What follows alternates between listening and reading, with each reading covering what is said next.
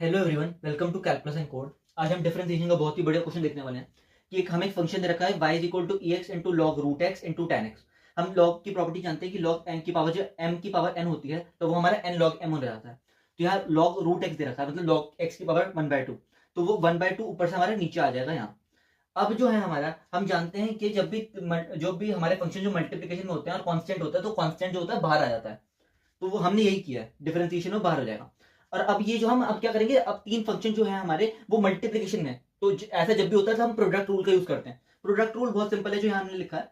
Basically जो हम पहले फंक्शन का डिफरेंशिएशन कर देंगे, बाकी दोनों फंक्शन एज इट इज लिख देंगे। फिर दूसरे फंक्शन का डिफरेंशिएशन करेंगे, बाकी दोनों का एज इट इज लिख देंगे। फिर तीसरे फंक्शन का डिफरेंशिएशन करेंगे, फिर बाकी दोनों का एज इट इज लिख देंगे। तो सबसे पहले हमने क्या किया, यहाँ क्या करेंगे, ई एक्स का डिफरेंशिएशन करेंगे, लॉग एक्स टेन एक्स को ऐसे ही रख देंगे।